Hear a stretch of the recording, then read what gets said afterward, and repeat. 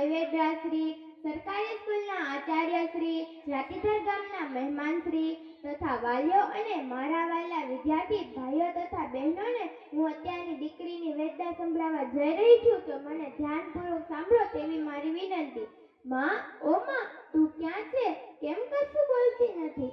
શું તારી દીકરી ક્યાંની તારી પાસે જવાબ માંગી રહી છે?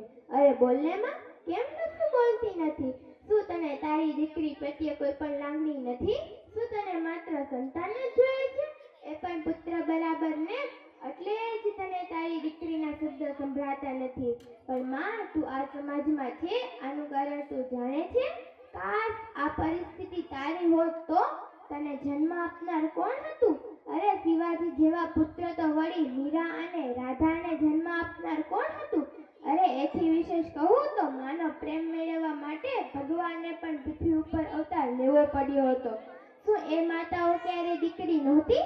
વેદોનો તો વિચાર કર, રામાયણને નિહાળ અને પુત્રી પાત્ર રાવણને ત્યાં આપ.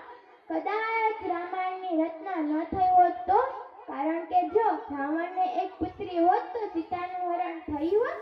ના માં ના, જો દીકરી શબ્દથી રામ રાવણ યુદ્ધ ટળી શકે તો શું દીકરી સમાજને ના ટાળી શકે? બોલ માં બોલ, મારા શબ્દ સત્ય જ છે ને? મારા શબ્દ સત્ય જ છે ને? પરંતુ તને નહીં ગમે કારણ કે સત્યનું આવચન અધૂરું છે. તું તારા પરિવારની સાથે નહીં જન્મી શકે અને તારે અસત્યના માર્ગે ચાલવું પડે એવી સ્થિતિ પણ આવશે. તું આ દંભી અને ખોખલા સમાજને નહીં પહોંચી વળે અને મારી ભ્રૂણ હત્યાનું કારણ બનીશ. પણ માં, તું એટલો તો વિચાર કર કે એક દિવસ તું પણ એક દીકરી હતી ને?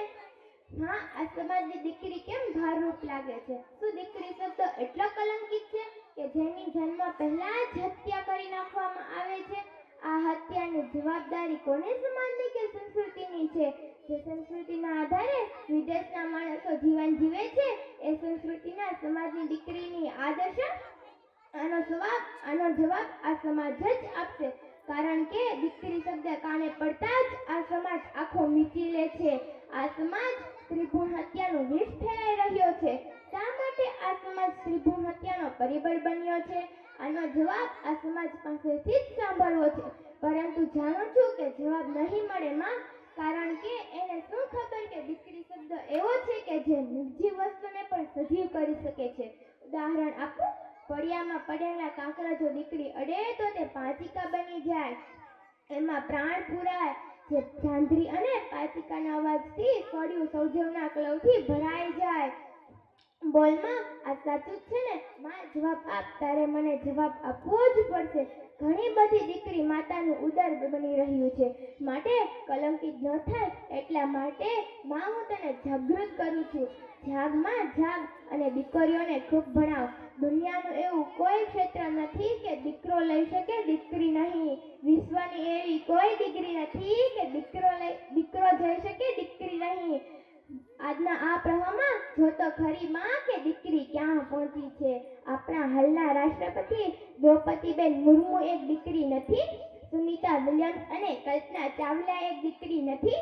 અમારી શાળાના આચાર્ય કાજલબેન એક દીકરી નથી? બસમાં જાગ તને જનનીની આંખો જોવા તરસે છે. એ જ આખે સમુદાયમાં બેઠેલી જનનીની આંખો મારે જોવી છે. જાગમાં જાગ અને તારા ઉદરને કબર બનતું અટકાવવા આ શાસ્ત્રના કાયદાથી એનું રક્ષણ કરવામાં આવે તો આ સમાજને સમજાવ કે 3 કુળને તારનારી દીકરીની આદર્શ. મારે પૃથ્વી ઉપર આવવું છે, ફૂલ બની મહેકવું છે, દુનિયાને સુવાસથી તરબોળ કરી દેવા છે, દીકરીના દૈત્ય સામે લડવું છે માં.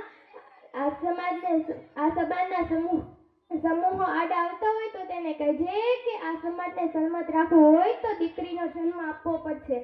મારા માટે નહીં પણ આ સમાજ સામે તો જો 1000 પુત્રોએ 884 દીકરીનો જન્મ.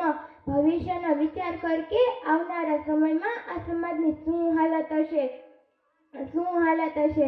તારી દીકરી તારી પાસે પાલું પાથરી આ સમાજ પાસે કઈ માગી રહી છે કે આ સમાજમાં દીકરી રૂપી દીવાને જન્મ આપવા દેજો.